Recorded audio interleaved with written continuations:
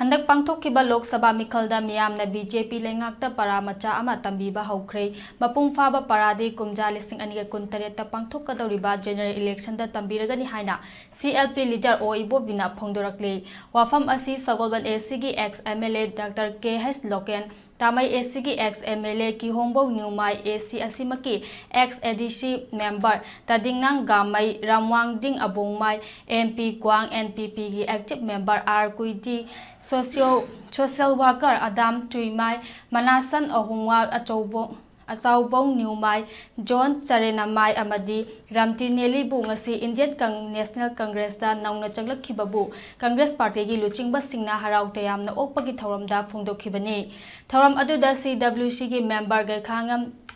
MPCC की president के Meghachandra inner Manipur parliamentary की MP प्रोफेसर अंगोमचा बिमोल अकोई जमयाउना पार्टी असिगी सकनायरब लुचिंगब सिंकयासु सरुक्याखी CLP leader okam ivo bina makha taraduna Manipur da lairiba miyam tangdu laitana santi laina saukhatpa lamdam ama oiduna aikhoi punna hingminnabagi wakhalon leiba party ama hairagadi Congress party natana atopa party amata laite hiram khudimangta punna phaminaduna wa tanaduna tangdu laitaba lamdam ama puraknaba Honabasi Congress Party natana yenglubada atopa party amata lairamdre loinana party asinangasi faubada mioi amabu matam dugi kana ballawraba matung inthokpagi hainabi laite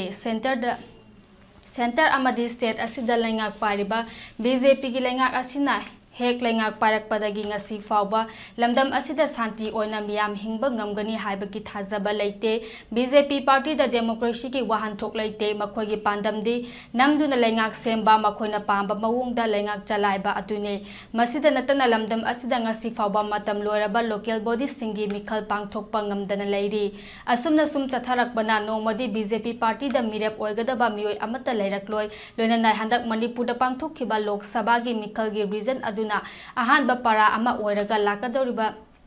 general election dadi Congress party na chauna BJP party bu maithiba pibagi matam adu ngaiduna lairibani lamdam asida chawkhat thaurangi thabak kaya tawba ngamdana lairiba BJP lengakna mamang government na soirambadagi thabak tawba ngamdabani haibagi mahutta asoiba kaya adu sumthoktuna chawkhat thaurangi thabak kaya paikhatnaba hotnabiu haina su makha takhi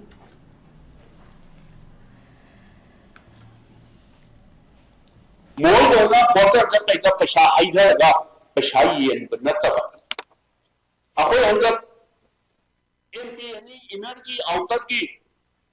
सेंथुम करीम ता पैसी नदना token minimum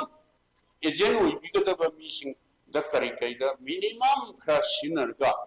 let the people of Manipur, let the electorate, let the voters of Manipur decide council high tawda MP anis the mon parama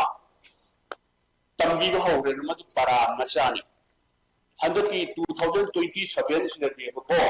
ngai le ne ko Manipur praja sing se para achouba para mahan MP da para pasang tambi be handaki para achouba mo tambi rage aina adun natrati Manipur si khangina igi lonji am ajadaba focus ta Manipur si ora jo koye hujik moi bisi lagi hena Manipur si pun sai bi tare haina ngai le ni ba Manipur sigumba government si ki akoi asa ta komba ta tong ngai leke aduna Congress government hek leti phauti Manipur da shanti hanjin bang namaro hai bisi Manipur praja sin thaje